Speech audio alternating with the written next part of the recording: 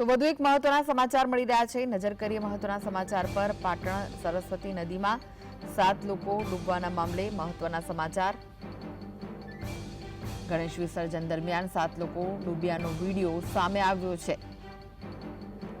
તો મહત્વના જે સમાચાર, બુધવારે એક જ પરિવારના 4 સભ્યો સહિત 7 લોકો નદીમાં ડૂબી ગયા હતા અને જેમાંથી 4 કલાકની શોધખોળ બાદ નદીમાંથી મૃતદેહ મળી આવ્યા હતા,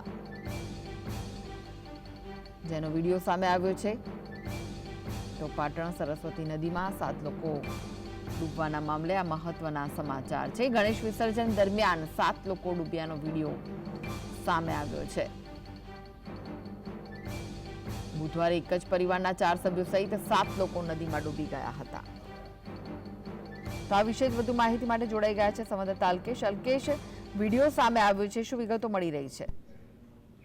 ચોક્કસ કૃષ્ણા, જે રીતે 2 દિવસ પહેલા ગણેશ વિસર્જન દરમિયાન પાટણમાં જે ગોઝારી ઘટના ઘટી હતી, એમાં એક જ પરિવારના 4 સભ્યો ડૂબ્યા હતા અને ડૂબી જતા મોત થયું હતું। એને લઈને ખૂબ જ શોકમગ્ન વાતાવરણ હતું। ત્યારે જે વખતે સાંજે ઘટના બની, લગભગ 5 વાગે આસપાસનો સમય છે, 2 દિવસ પહેલાનો, એ વિડીયો આજે વાયરલ થયો છે સોશિયલ મીડિયામાં। અને તે વિડીયો જોતા એવું લાગ્યું કે ચોક્કસ આ લોકો ડૂબી રહ્યા હતા અને લોકો બૂમો પાડી રહ્યા હતા અને બચાવવાની કોશિશ ચાલતી હતી। એ રીતે તો હવે કૃષ્ણા, આ જે વિડીયો વાયરલ થયા પછી પાટણ જિલ્લાનું વહીવટીતંત્ર હરકતમાં આવ્યું છે અને લગભગ 4 જગ્યાએ ગણેશ વિસર્જન માટે કૃત્રિમ તળાવો ઉભા કર્યા છે અને ત્યાં જ મૂર્તિ પધરાવવા એવા મેસેજ આપવામાં આવ્યા છે।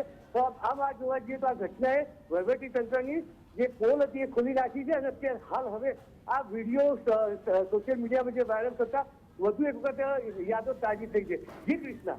જી, આભાર અલ્કેશ સમગ્ર માહિતી આપવા માટે।